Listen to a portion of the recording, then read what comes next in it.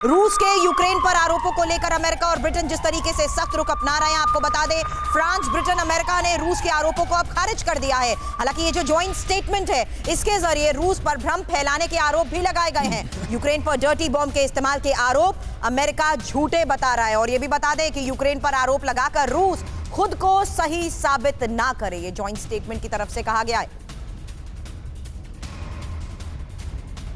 और छोटा डर्टी बम बड़ा दम, अब हम आपको ये बताते हैं। डर्टी बम एक रेडियोलॉजिकल डिस्पर्सल डिवाइस होता है। ये हम आपको इसकी बता रहे हैं कि ये आखिर है क्या। डर्टी बम को रेडियोलॉजिकल वेपन भी कहते हैं। विस्फोटक के साथ रेडियो एक्टिव मटेरियल का इस्तेमाल भी हो सकता है। विस्फोट इतना होने पर बड़े इलाके में रेडियो एक्टिव मटेरियल बिखर जाता है, तो कितनी तबाही मचाता है ये हम आपको बता रहे हैं। डर्टी बम, लेकिन बड़ा बम कहा जाता है इसे। डर्टी बम बड़ा धमाका कर सकता है। इस स्मार्टफोन के युग में भी ये फोटो स्टूडियो बना के साल में 30 लाख कमा रहे हैं।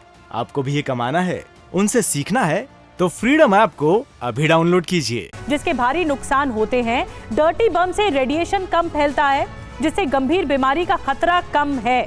डर्टी बम में रेडियो एक्टिव मटेरियल की मात्रा पर नुकसान निर्भर है। जो रेडियो एक्टिव मटेरियल इसमें होता है उस पर नुकसान मुमकिन है। तो देवनाथ सर, आप क्या कहेंगे, ये जो डर्टी पॉइंट आ गया है युद्ध में, इसको लेकर ये जो डर्टी बम का इस्तेमाल का आरोप रूसी मीडिया लगा रही है, इसमें कितना दम हो सकता है?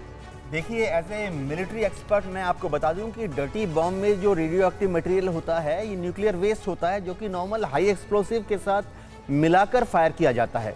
लेकिन मैं आपको बता दूं कि अगर रूस का ये आरोप सही है कि यूक्रेन डर्टी बॉम्ब का इस्तेमाल करेगा, तो एज ए मिलिट्री स्ट्रेटेजिस्ट मेरे को इसमें ज़्यादा तथ्य नज़र नहीं आते।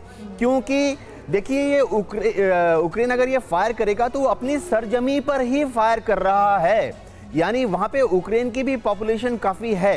अगर यूक्रेन सच्ची में ही, जैसा कि रशिया आरोप लगा रहा है, इस डर्टी बम का इस्तेमाल करेगा, तो यूक्रेन की अपनी जमीन पे ही पेड़ पौधे, पानी, अंडरग्राउंड वाटर रिसोर्सेज और मनुष्य, पशु पक्षी, सब में इसका रेडिएशन का इफेक्ट फैल जाएगा। कई सालों तक रहेगा। मैं खुद पर्सनली हिरोशिमा नागासाकी पर न्यूक्लियर अटैक साइट्स को विजिट कर चुका हूं। जनरल सोई, इसका क्या यह मतलब होगा कि अगर डर्टी बम का इस्तेमाल किया गया, कंपैरेटिवली लेस रेडियो एक्टिव होगा, लेकिन वो इनहैबिटेड हो जाएगा, ना रशिया के पास होगा ना यूक्रेन के पास होगा, और वहां पे उसके बाद उस एरिया को किसी को लेने की जरूरत महसूस ही नहीं होगी? क्या ये उस तरफ हम बढ़ रहे हैं, एक नो गो जोन, ना रशिया का ना यूक्रेन का, अगर डर्टी बम का इस्तेमाल हुआ तो? नहीं, बिल्कुल ये बात सही है, क्योंकि जैसा हम देखें, चाहे नागासाकी, हिरोशिमा या चेर्नोबिल का इलाका है, वो बिल्कुल डेजर्टेड हो गया, वहाँ पर कोई रहने लायक नहीं रहता है। लेकिन सवाल ये होता है कि इसका इस्तेमाल क्या कोई करेगा और क्यों करेगा। यहाँ पर जैसे ये रशिया सवाल उठा रहा है, यूक्रेन इस्तेमाल करेगा। एक तो ग्रुप कैप्टन देवनाथ की बात से मैं सहमत हूँ।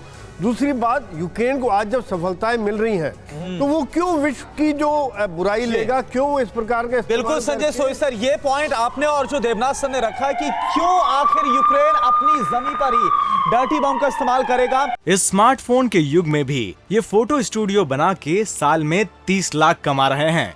आपको भी ये कमाना है, उनसे सीखना है, तो फ्रीडम ऐप को अभी डाउनलोड कीजिए।